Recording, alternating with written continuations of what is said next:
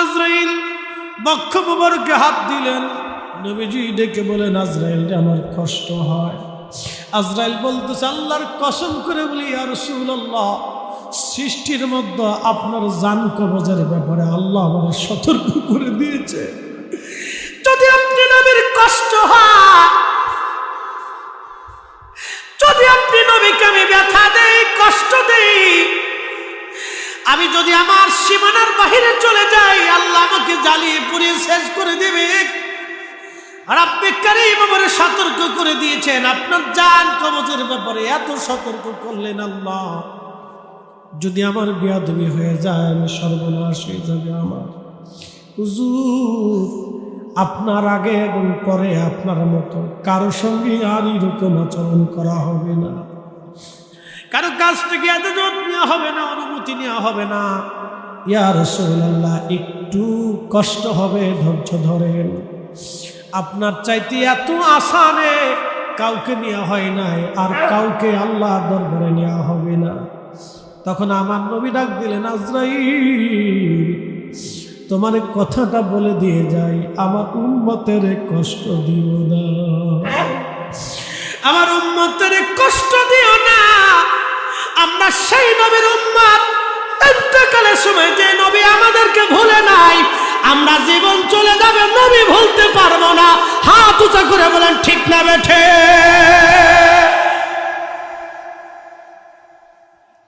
এ সবজ গম্বদ ওয়ালে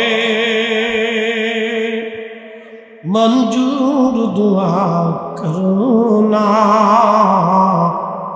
जब वक्त न जा आए आका दीदार अता करूना, दीदार अता करूना। मैं कब्र अंधेरी घबराऊंगा जब तन्हा में, कब्र अंधेरी में घबराऊंगा जब तन्हा, इमदाद मेरी करोने आ जाना रसूल अल्लाह, रोशन मेरी तुर्बत को लिल्लाह जरा करूना, जब वक्त न जा आए आका दीदार अता करूना, दीदार अता करूना। ये सब्ज गंबद वाले मंजूर दुआ करूना, जब वक्त न जा आए आका दीदारे अता करूना। নবীজি ডাক দিলেন, জিবরাইল আপনার সঙ্গে উনিকে? বলে, ইয়া রাসূলুল্লাহ, উনি সেই ব্যক্তি যে মায়ের কোল থেকে সন্তান ছিনিয়ে নেয়, উনি সেই ব্যক্তি বাবার কোল থেকে সন্তান কেড়ে নিয়ে যায়। হুজুর, উনি সেই ব্যক্তি সন্তানের কোল থেকে বাবারে নিয়ে চলে যায়। উনি সেই ব্যক্তি সন্তানদেরকে এতিম বানায়। উনি সেই ব্যক্তি যিনি ডাক্তারের সামনে থেকে রোগী নিয়ে চলে যায়। উনি সেই ব্যক্তি মালাকুল মউত। কুরআন আল্লাহ বলছেন, ফাইন্নাহু মুলাকিকুম, এই ব্যক্তির সঙ্গে সৃষ্টির সবার মুলাকাত হবে, সব মানুষের মুলাকাত হবে। হুজুর, আমার সঙ্গে আজকে তিনারে আল্লাহ পাঠায় দিয়েছে। জিবরাইল ডেকে বলেন, হুজুর কোনদিন আর বুঝি এই দরজা দিয়ে ঘরে আর আসা হবে না। হুজুর 1,24,000 নবী রাসূলের কাছে আমি ওহী নিয়ে আসছিলাম, আপনি নবীর কাছে আমি 22,000 বার আসছি, আর কোনদিন আপনি নবীর কাছে আমার আর আসা হবে না। ইয়া রাসূলুল্লাহ, আজকে থেকে আপনার কাছ থেকে চিরদিনের জন্য আমি বিদায় নিয়ে চলে যাব। হুজুর কোনদিন ওহী নিয়ে আর আসার বুঝি সুযোগ আজ আর আমার আর হবে না। জিবরাইল সাহাবীরা হুজরা শরীফের বাহিরে মসজিদে নববী রিয়াজুল জান্নাহ, নবীজির মিম্বার শরীফ থেকে রিয়াজুল জান্নাহ, এখানে সাহাবীরা বসে আছে, চোখ টলমল প্রত্যেকজন সাহাবী। কোন কোন সাহাবী বসে বসে কাঁদতেছে। কি সংবাদ আসে আজ? আল্লাহর নবী নাকি আমাদের মাঝে বেশি অসুস্থ হয়ে গেছে। হযরত আবু বকর, ওমর, উসমান, আলী, তালহা, জুবাইর, বেলাল রাদিয়াল্লাহু আনহু পাগল পাড়া। কি সংবাদ আসে আজকে? সাহাবীরা পাগল পাড়া। আম্মা জানরা বলতেছিলেন, আমরা পাশের ঘরে সবাই মিলে কাপড় মোড়া দিয়ে, চাদর টেনে মোড়া দিয়ে বসে আছি। কি সংবাদ আমাদের মাঝে আসে? রাসূল কি দুনিয়াতে থাকবে নাকি না চলে যাবে? উম্মতের কঠিন দিন আসবে নাকি? রহমতের নবী আমাদের মাঝ থেকে বিদায় হবে নাকি চলে যাবে নাকি? খুব চিন্তিত আমরা। যদি রাসূল না থাকে রে, বেঁচে থাকবো কার জন্য? যদি রাসূল না থাকে কি ফায়দা হবে দুনিয়াতে? সবাই চিন্তায় পেরেশান। এমন সময় আজরাইল ডাক দিয়ে বলেন, ইয়া রাসূলুল্লাহ, আল্লাহ পাক আমারে হুকুম করছেন আপনার দরবারে পেশ করার জন্য। আপনি যদি অনুমতি দেন, জান কবজ করে আপনাকে নিয়ে যাব, আর অনুমতি যদি না দেন, আপনাকে রেখে চলে যাব। যতদিন মন চায় আপনি ততদিন দুনিয়াতে উম্মতের মাঝে থাকবেন। আল্লাহর নবী জিবরাইল আলাইহিস সালামের দিকে তাকায় বললেন, জিবরাইল, হুকুম কি আল্লাহর এইরকম? জিবরাইল ডাক দিয়ে বলেন, হ্যাঁ ইয়া রাসূলুল্লাহ, আল্লাহ আজরাইলকে পাঠাইছে আপনাকে নিয়ে চলে যাওয়ার জন্য।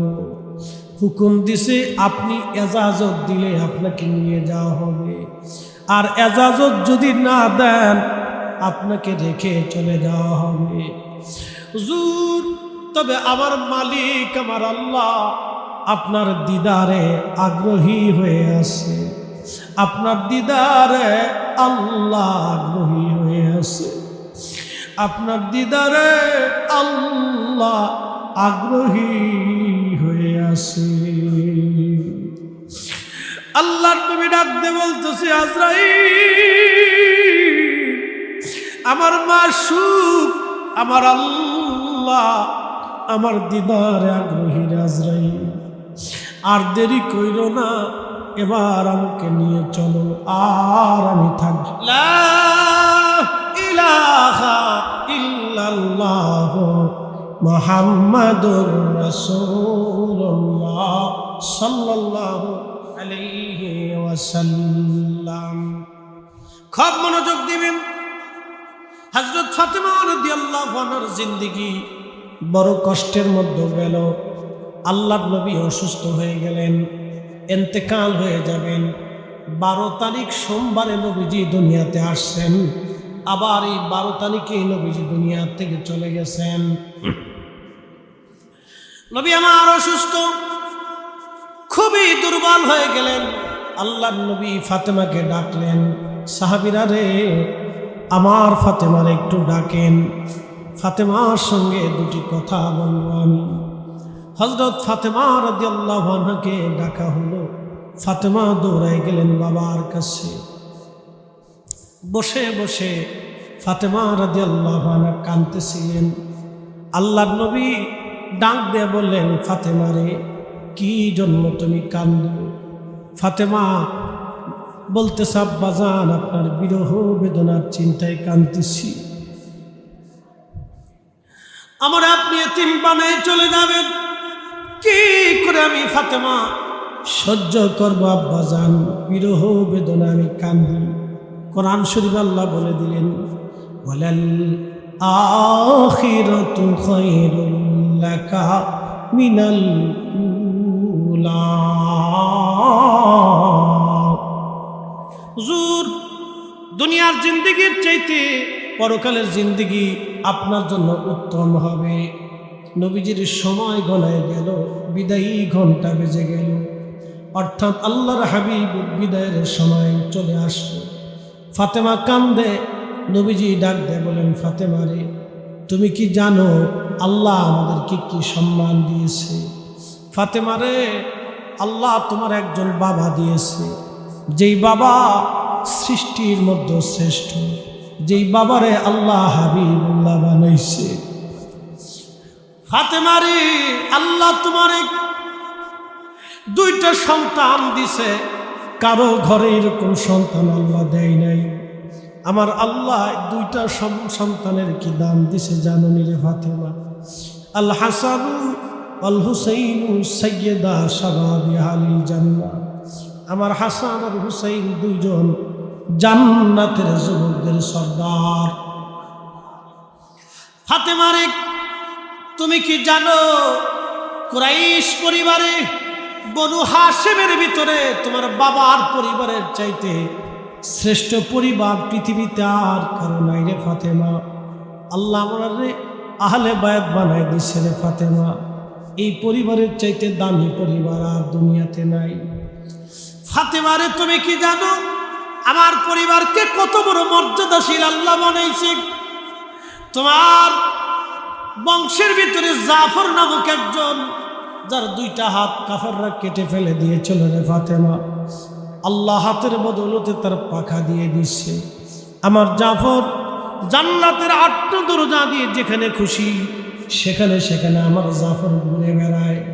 ফাতেমা রে শোনো, তোমার বংশের ভিতরে তোমার দাদা, তার নাম আমির হামজা, আল্লাহ তারে সাইয়্যিদুশ শুহাদা বানাইছে, শহীদদের সর্দার বানাই দিছে। ফাতেমা রে, তুমি কি জানো তোমার আব্বাজানকে আল্লাহ কত বড় মর্যাদাশীল বানাইছে? ফাতেমা, ফাতেমা রে আরো শোনো, আল্লাহ কি পরিমাণে মর্যাদা দিচ্ছে। তুমি কেন কান্দো রে মা? তুমি আলীর সঙ্গে আমি বিয়ে দিয়েছিলাম রে ফাতেমা, সে আলীর ব্যাপারে তোমার মন খারাপ ছিল, তুমি গরিব ঘরে, আমি কেন তোমারে বিয়ে দিলাম? ফাতেমা, আলীর সাথে তোমারে বিয়ে দিছি, বিয়েটা আমার ইচ্ছায় হয় নাই, তোমার সঙ্গে আলীর বিয়েটা আমি আমার আল্লাহর ইচ্ছায় দিয়েছিলাম। তোমার স্বামী আমি পছন্দ করি নাই, আল্লাহ নিজে পছন্দ করেছে। একবার জোরে বলবেন আল্লাহু আকবার।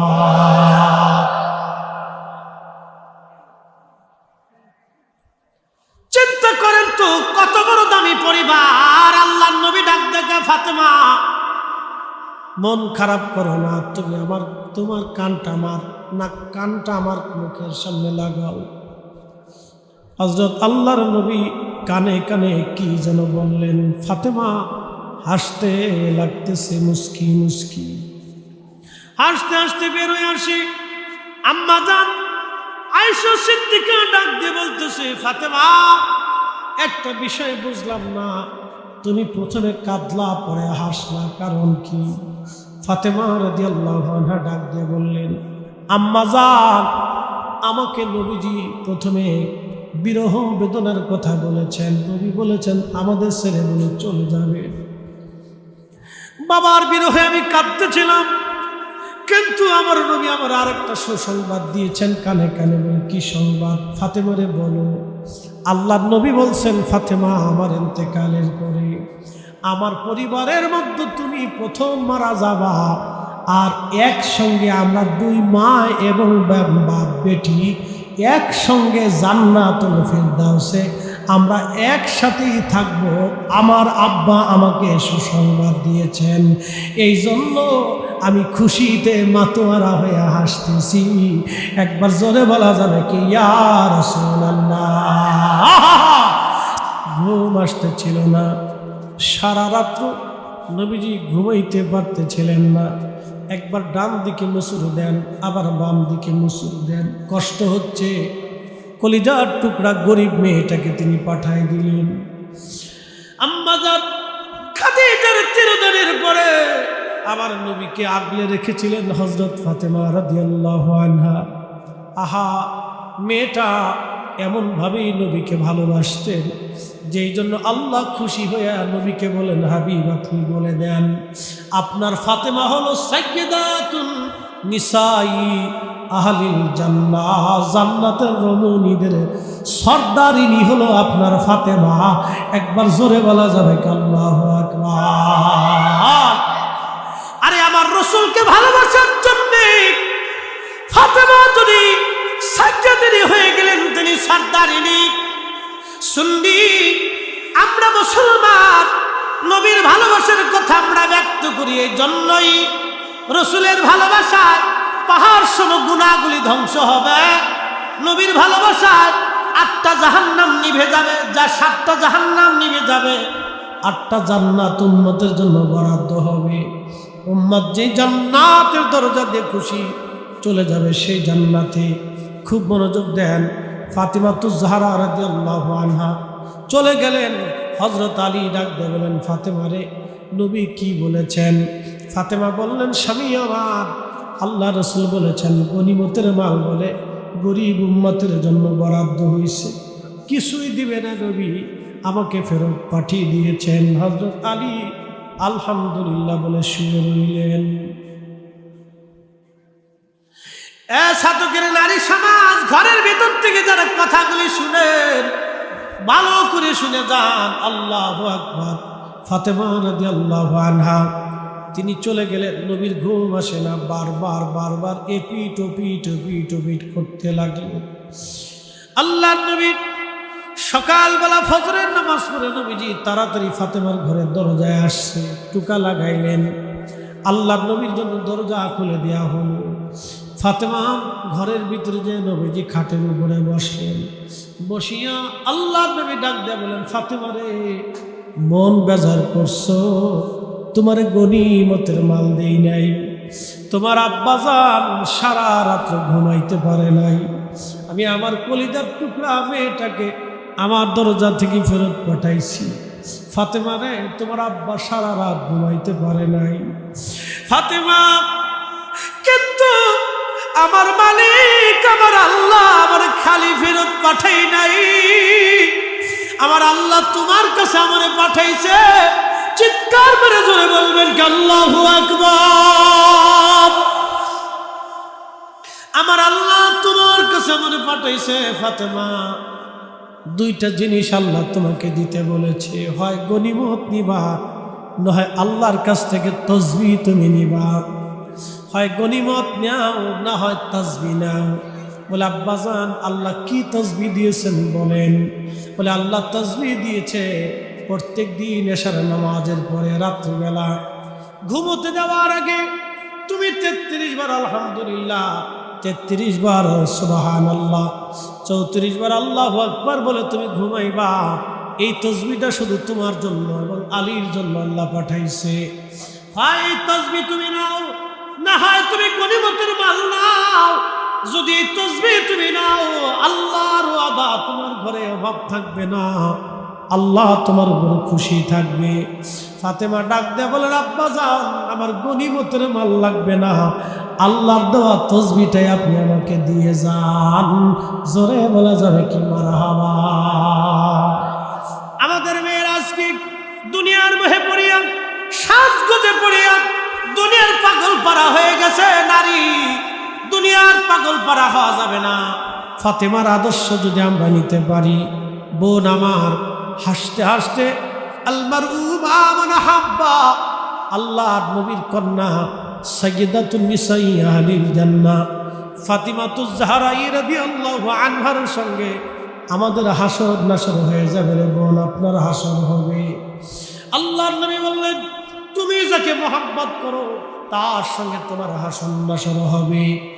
ও মুসলমান, খুব মনোযোগ দিবেন, আমি রসুল ভালোবাসার কথা বলতেছি।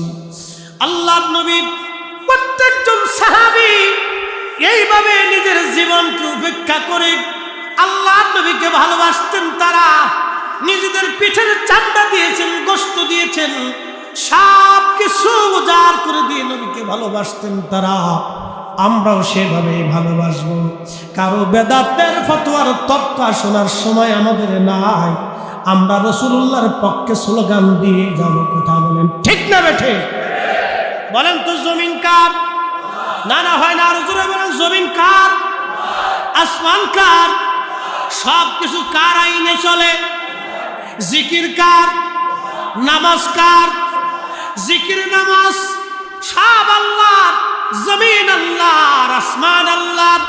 জমিন আল্লাহর, আসমানের নিচে জমিনের উপরে আল্লাহর পরে আরেকজনের জিকির চলে। কোরআন বলতেছে রাফা'না লাকা যিকরাক। হুজুর ইদা যুকিরতু যুকিরতা মাই। হাবিব আপনি উম্মতকে জানান, আমি আল্লাহর জিকির যেখানে আপনি নবীর জিকির হবে সেইখানে। আমি আল্লাহর শান যেখানে আপনি নবীর শান হবে সেখানে। আমি আল্লাহর স্লোগান যেখানে আপনি নবীর স্লোগান হবে সেখানে। আল্লাহু আকবার স্লোগান যেখানে নারে রিসালাতের স্লোগান হবে সেখানে। হাত উঁচা করে বলেন ঠিক না বেঠে? আল্লাহর কোরআনের মাহফিল যেখানে ঈদে মিলাদুন নবীর মাহফিল হবে সেখানে। কথা বলেন ঠিক কিনা? যদি আল্লাহর আইনে, আল্লাহর জমিনে আল্লাহর আইন চলে, তাহলে আল্লাহর আইনের পরে আরেকজনের আইন চলে, সেটা আমার নবীর আইন। ঠিক কিনা? আল্লাহর পরে আমার নবীর আইন চলে। অতএব আল্লাহর আইনে আল্লাহর স্লোগান যেখানে আমার রসুলের স্লোগান হবে সেখানে। যতই বেদাতি ফতোয়া দাও, ওই বেদাতের ফতোয়া সুন্নিদের শোনার সময় হাতে নাই। কথা কয়। প্রিয় সাধকের মুসলমান, খুব মনোযোগ দিবেন। রসুল করিমের একজন সাহাবী ছিলেন, তার নাম আব্দুল্লাহ জিল বাজাদাইন রাদিয়াল্লাহু আনহু। জীবনে হয়তো নাম শুনেছেন। যুবক, আপনাকে বলতেছি, মদিনার সবচেয়ে বড় ধনাঢ্য ব্যক্তি ছিলেন আব্দুল্লাহ জিল বাজাদাইন রাদিয়াল্লাহু আনহু। তিনি ইসলামের সুশীতল মহান কালেমার পতাকার নিচে চলে আসলেন। পরিবার ছিল ইহুদি। আপনারা জানেন ইহুদিরা বিরাট বড় কঠোর এবং কঠোর। ইহুদিরা কঠোর এবং কঠিন। ইহুদিদের হৃদয় কঠিন, যার কারণে দেখতেছেন ৭৫ বছর ধরে ফিলিস্তিনের মুসলমানদেরকে মারতেছে। আমরা মুসলমানরা অনৈক্যের কারণে আজকে ফিলিস্তিনের মুসলমানরা মার খায়। হাজার হাজার হাজার হাজার ফিলিস্তিনি মুসলমান শহীদ হয়, এমনভাবে মারতেছে, কবর দেওয়ার চিহ্নিত পর্যন্ত করা যায় না। তাদের কবরগুলি দেওয়া হয়, গোশত মেপে মেপে কবর দেওয়া হয়। এইরকম পরিস্থিতি ফিলিস্তিনের জমিনে হয়েছে। সারা আরবের মুসলমান আজকে নীরব। মধ্যপ্রাচ্য আজকে নীরব। মধ্যপ্রাচ্য আজকে নীরব। সৌদি আরব নীরব। আমার আরব আমিরাত নীরব। কুয়েত কাতার নীরব। জর্দান নীরব। বাহরাইন নীরব। এই সমস্ত আরব রাষ্ট্রগুলি আজকে তারা নীরব। ওরা নীরব হওয়ার কারণে আজকে ফিলিস্তিনের মুসলমানরা মার খায়। ওরা যদি নীরব না হতো তাহলে ফিলিস্তিন স্বাধীন হয়ে যাইত। ফিলিস্তিনের বাইতুল আকসা কাফেরদের অধিকারে যাইত না। কথা বলেন ঠিক কিনা? কিন্তু ইতিহাস শুনে যান, আজকে এই ফিলিস্তিনিদেরকে একসময় কে রক্ষা করেছিল? কার হাতে এই ফিলিস্তিনের বিজয় হয়েছিল? আজকে ইতিহাস শুনে যান। ক্রুসেডাররা ফিলিস্তিনের বাইতুল আকসা দখল করে নিল। এই বাইতুল আকসার যে অঞ্চল, যেটা বর্তমানে গাজা, এটার নাম কিন্তু গাজা ছিল না, এটার নাম ছিল আসকালান। এটার নাম ছিল আসকালান। এই আসকালানে খ্রিস্টানেরা দখল করে নিয়ে বাইতুল আকসাতে 1 লক্ষ মুসলমানকে তারা জবাই করলো। 1,00,000 মুসলমানের জীবন কেড়ে নিল। ইতিহাস সাক্ষী, হাঁটু পর্যন্ত রক্তে সারা বাইতুল আকসা ডুবে গেল, এত পরিমাণে রক্ত জমা হয়ে গেল। আহা, কল্পনা কষ্ট হচ্ছে আপনাদের? আমার দিকে তাকান, একসাথে বলেন তো আল্লাহু আকবার। আমাদের ইতিহাস জানার দরকার, কথা বলেন ঠিক কিনা? চলবে আরেকটু আধা ঘন্টা 20 মিনিট চলবে? হ্যাঁ চলবে চলবে। ভুবনের প্রিয় মুহাম্মদ এলো রে দুনিয়ায় রে সাগর,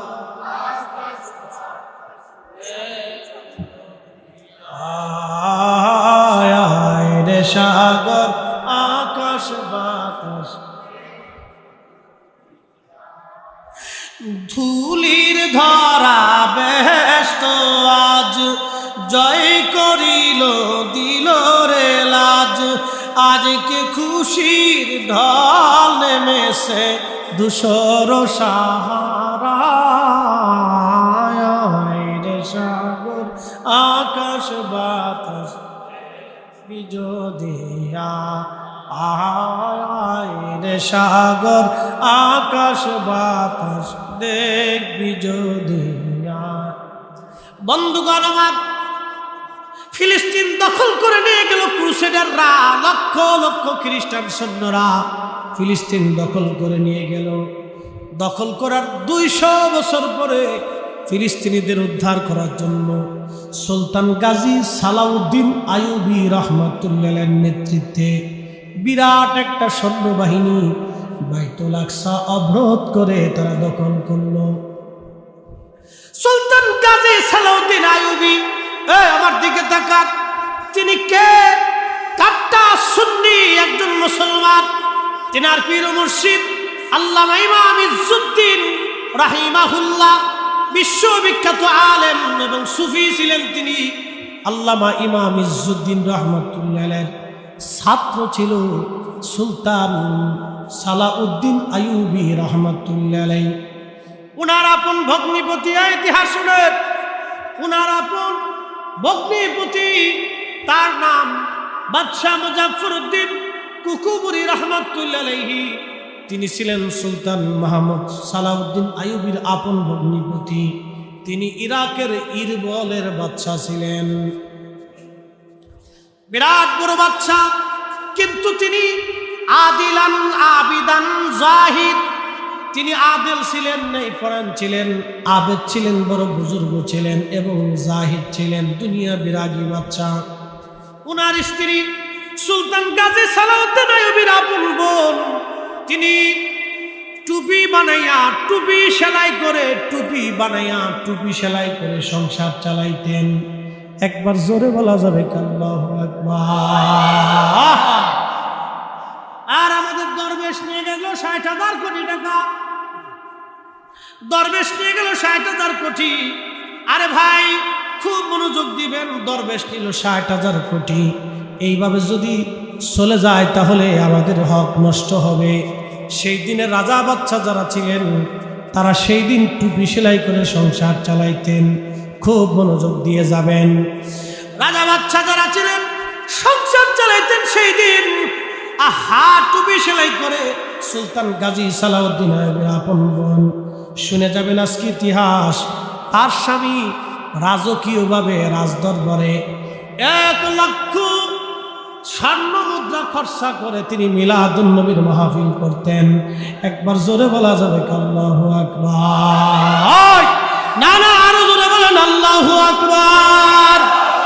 তার মানে বাইতুল আকসা যারা বিজয় করেছে, বাইতুল আকসা যারা কাফেরদের হাত থেকে ছিনিয়ে এনেছে, তারা মিলাদুন নবীর মাহফিল করতেন, মিলাদুন নবী করতেন। আমি লিখি নাই, ইমাম ইবনে কাসির আল বেদার মধ্যে লিখেছেন, ইমাম সুয়ুতি হুসনুল মাকাসিদ লিখেছেন, ইমাম মোল্লা আলী কারি আল মাওরিদের মধ্যে লিখেছেন। আমি লিখি নাই, আমি বলি না, ইমাম ইকরাম তাদের কিতাবের মধ্যে লিখেছেন। যারা বাইতুল আকসা মুসলমানদেরকে চিনিরা উপহার দিয়েছিলেন, কাফেরদের হাত থেকে ছিনিয়ে এনেছিলেন, তারা মিলাদুন নবী করতেন। তার মানে সুফিরা মিলাদুন নবীর মাহফিল করতেন। এটা যতই বন্ধ করে দেওয়ার চেষ্টা হোক, বাংলার জমিন কেন আজকে দেখলাম সারা পৃথিবীর প্রত্যেকটা বড় বড় শহরে মিলাদুন নবীর র্যালি হয়েছে। একবার জোরে বলা যাবে কি মারহাবা। ইতিহাস শুনেন, ইতিহাস শুনে যান, এগুলি আমাদের জানার দরকার। সুলতান গাজী সালাউদ্দিন আইয়ুবী, সেই দিনের সেই বীর মুজাহিদ, তিনি যদি তলোয়ার না ধরতেন, আজকের এই Morocco, Algeria, Nigeria, Sudan, Ethiopia, Kenya, Senegal, আফ্রিকাতে ইসলাম, এশিয়া মাইনরে আরবের দেশ, লিবিয়া, লেবানন, টিউনিশিয়া, এই যে আপনার জর্দান, এরপরে সিরিয়ার এক অংশ থেকে শুরু করে বিরাট অংশ ক্রুসেডাররা দখল করে নিয়ে গেল মিশর পর্যন্ত। সেই দিন সুলতান গাজী সালাউদ্দিন আইয়ুবী লড়াই করে করে করে করে করে করে কাফিরদের হাত থেকে মুসলিম দেশগুলি পুনরুদ্ধার করে বাইতুল আকসা বিজয় করেছিলেন। তিনি সেই আবিদ জাহিদ, তার বোন টুপি সেলাই করে সংসার চালাইতো, তার স্বামী বিশ্ববিখ্যাত সেই আবিদ বাচ্চা জাহিদ বাচ্চা মুজাফফরউদ্দিন কুকুবুরি রাহিমাহুল্লাহ রাজকীয়ভাবে বিশাল আকৃতি করে মিলাদুন নবীর মাহফিল ইন্তজাম করতেন। তারা শুধু আবেদ ছিলেন না, আশিক রাসূল ছিলেন। একসাথে জোরে বলা যাবে মারহাবা। আল্লামা মোল্লা আলী কারি, তিনি তিনার কিতাব আল মাওরিদের মধ্যে তিনি আরেকখানা ঘটনা লিখতেছেন। ভারত উপমহাদেশে আরেকজন বাচ্চা ছিলেন, তার নাম বাচ্চা হুমায়ুন। নাম শুনছেন না আপনারা? বাচ্চা হুমায়ুন। এই হুমায়ুন বাচ্চার ছেলের নাম সম্রাট আকবর, বাবার নাম জহিরুদ্দিন মোহাম্মদ বাবর। এই বাবর ছিলেন আফগানি। বাচ্চা হুমায়ুন তেনার রাজদরবারের ওই সময়ে নকশবন্দিয়া তরিকার একজন শ্রেষ্ঠতম ওলি ছিলেন। এই আমার দিকে তাকান, রামপুর দরবার, নকশবন্দিয়া সিলসিলা, আরো প্রত্যেকটা ওলিরা কেউ নকশবন্দিয়া, কেউ মুজাদ্দিদিয়া, কেউ কাদেরিয়া, কেউ চিশতিয়া, কেউ আবার চারু তরিকার সবক আছে। বন্ধু, নকশবন্দিয়ার উজ্জ্বল নক্ষত্র ছিলেন আল্লাহু আকবার সেই জমানার অনেক বড় আলেম খাজা মাহমুদ বাহাদাবানি নকশবন্দি রহমতুল্লাহ আলাইহি। খাজা মাহমুদ বাহাদাবানি নকশবন্দি।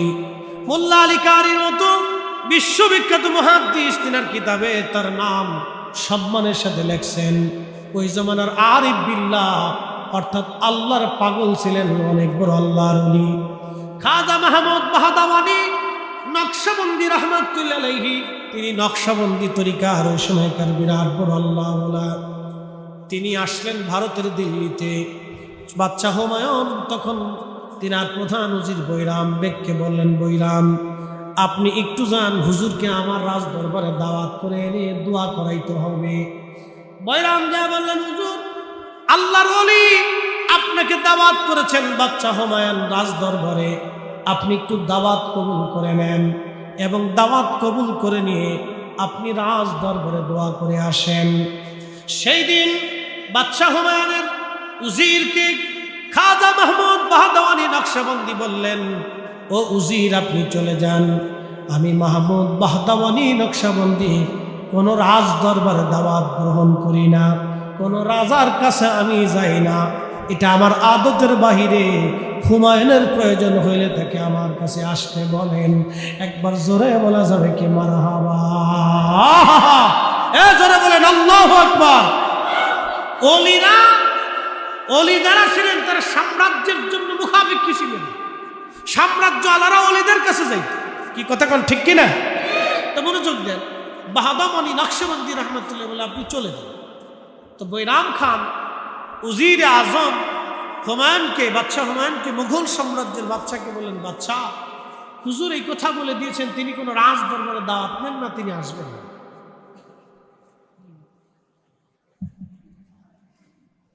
এই কথা বলার পরে বাদশাহ হুমায়ুন বেজার হন নাই, তিনি আল্লাহর ওলিরে খেপাইতেছেন নাই। দেখেন তেনারা জানেন সিংহের লেজে পাড়া দিলে বিপদ আছে। কথা কোন ঠিক কিনা? সিংহের লেজে পাড়া দিলে কি আছে? বিপদ আছে। অলিরে খেপান নাই, বরং তিনি উজিরকে বললেন, উজির, তিনি তো আল্লাহর মহান ওলি, তিনি আমাকে ধমক দিতে পারেন, কিন্তু হুজুরকে যে কোনো মূল্যে আমার রাজ দরবারে এনে একটু দোয়া করাইতে হবে বরকতের জন্য। আপনি বলেন কোন মাধ্যমে কি করলে হুজুর খুশি হয়ে রাজ দরবারে আসবে, হুজুরকে রাজি করে। বৈরাম খান চলে গেলেন, আবার যা বলতে যে হুজুর বিয়াদবি নিবেন না, বাদশাহ আপনার খেদমতে আমাকে আবার পাঠাইছেন, আপনি এমন কি করলে আপনি রাজদরবারে যাবেন দয়া করে বলেন, তারপরও আপনি যাইয়া একটু দোয়ায় যাবেন বরকতের আশায়। বাদশাহ হুমায়ুন আপনাকে দাওয়াত করতেছে। তখন আল্লাহ মোল্লা আলী কারি মাক্কি লিখতেছেন আল মাউরিদের মধ্যে, ঠিক সেই সময় আল্লাহর ওলি ডাক দিয়ে বলেন, বৈরাম তোমার বাদশাকে যা বলো যদি রাজ দরবারে মিলাদ শরীফের ইন্তজাম করে। আল্লাহু আকবার। না না না না, হয় না হয় না, আরো জোরে জোরে জোরে জোরে। কি শরীফ? মিলাদ শরীফের ইন্তজাম করে। তাহলে আমি আসবো, কিন্তু বাদশার জন্য না, মিলাদের সম্মান। জোরে জোরে জোরে জোরে জোরে জোরে। ওই জমানার আজ থেকে 500 বছর আগের কথা। কত বছর আগে? 500-600 বছর আগের কথা বলতেছি, আজকের কথা না, 500-600 বছর আগে। সেই দিনের বিশ্ববিখ্যাত উপমহাদেশের শ্রেষ্ঠ নকশবন্দিয়া তরিকার শ্রেষ্ঠ আবিদ জাহিদ আলিম, তিনি বলতেছেন, আমি বাদশার সম্মানে যাব না, আমি আল্লাহর রসুলের মিলাদের সম্মানে আমি সেখানে যাইয়া মিলাদ শরীফ পড়াবো, দোয়া করব। একসাথে বলা যাবে মারহাবা। তাহলে আমরা ওলিদের পথে আসি না নাই? কে সে বেদাত বলবে, ওগুলি আমরা শুনবো, শোনার সময় আমাদের নেই, মনোযোগ। হযরত মাহমুদ বাহদাওয়ানি নকশবন্দি রাহমাতুল্লাহ আলাইহিকে বৈরাম খান দাওয়াত দিলেন। উজির যায় বলেন, বাদশাহ মিলাদ শরীফের ইন্তজাম করেন। বাদশাহ রাজকীয়ভাবে রাজ দরবারে মিলাদের ইন্তজাম করলেন। হাজার হাজার মানুষ, হাজার হাজার আমির উমরা জ্ঞানী গুণী হাজার হাজার মানুষ রাজ দরবারে আসছে। আল্লাহর ওলি গেলেন। আল্লাহর ওলি যাওয়ার পরে বাদশাহ হুমায়ুন নিজে পানি ঢেলে আল্লাহর ওলির হাত ধোয়াইলেন, ওযু করাইলেন, পা ধোয়াই দিলেন। একবার জোরে বলা যাবে কি মারহাবা। আগের যুগের বাচ্চারা ওলি ভক্ত ছিল, তারা জানতো ওনার সিংহের পায়ে সিংহের লেজে পাড়া দিলে মরণ ছাড়া রাস্তা নাই। অতএব সুফিরা আল্লাহর ওলিরা এ জমিনে ছিল, জমিন আছে, কিয়ামত পর্যন্ত ওলিরা জমিনে থাকবে, কোনদিন জমিন ওলি শূন্য হবে না। যে সত্যি পৃথিবীতে চেষ্টা করুক, পৃথিবীতে ওলিদের রাজত্বই থাকবে। কথা বলেন ঠিক না বেটা? প্রিয় মুসলমান, এটা আমার বাক্য না, ইমাম সুয়ুতি রাহিমাহুল্লাহ ব্যাপারে একটা কিতাব লিখছেন। আল্লাহ রসুল আল্লাহ ওয়াদা করেছেন পৃথিবীতে কখনো অলি শূন্য থাকবে না, কোথাও না কোথাও আল্লাহ তার অলিকে নিযুক্ত রাখবে। অতএব যে যতই চেষ্টা করুক ও কাজ হবে না। এ জমিন অলি, এটা থাকবেই, যে কোনো মূল্যে থাকবে, যে কোনো ভাবে থাকবে। যদি কোনো এক জনপদ আল্লাহর ধ্বংস করে দিতে হয় তাও দেবে, যদি ভূমিকম্প দিয়ে মাটির নিচে নিয়ে নিতে হয় তাও নেবে, যদি সাগরকে উজ্জ্বলিত করিয়ে হলো, মেরে দিয়ে ভাসিয়ে দিয়ে হলো তাও নিয়ে রাখবে, যদি আল্লাহর প্রয়োজন করে জনপদে আগুন ধরিয়ে পুড়িয়ে দিয়ে হলো আল্লাহ তার ওলির ইজ্জতকে রক্ষা করবে। এই কথাটা সারা জীবন মনে রাখবেন। যদি আকাশের পানি দিয়ে জমিনের বন্যা দিয়ে হলো মানুষ মিসমার করে দিয়ে হলো আল্লাহ তার ওলিদের সম্মানকে রক্ষা করবে। এটা আল্লাহ পাকের ওয়াদা, কখনোই নষ্ট হবে না, কখনোই হয়েছিল না, আগামীতেও হবে না। যারা স্বপ্ন দেখেন শুধু স্বপ্ন দেখেই যাবেন, কিন্তু কাজে পরিণত হবে না। জমিন ওলিদের আল্লাহর আইন অনুযায়ী জমিন চলে। আর শোনেন, প্রত্যেক অঞ্চলে আল্লাহ তার কুতুব নিযুক্ত করেছেন, আবদাল নিযুক্ত করেছেন, মুজাদ্দিদ নিযুক্ত করেছেন, ওলি নিযুক্ত করেছেন। এই সমস্ত কুতুব আবদালরা ওলিরা তারা সবসময় আল্লাহর জিকিরে ফিকিরে আল্লাহর ইবাদতে থাকে। কিছু আল্লাহর মজ্জুব আছে, আল্লাহর পাগল দুনিয়াতে আছে, দুনিয়া বিরাগী হয়ে, আল্লাহকে পাওয়ার জন্য দিনহীন হয়ে, দুনিয়ার রাজত্ব, দুনিয়ার সুখ, দুনিয়ার সমাজ, দুনিয়ার দেশ, দুনিয়ার খাদ্য, দুনিয়ার সম্মানকে জলাঞ্জলি দিয়ে তারা আল্লাহকে খুশি করার জন্য প্রতিনিয়ত আর হামেশা আল্লাহর জিকির ইবাদতে মশগুল থাকে। শোনেন, এটা কখনো শূন্য হবে না।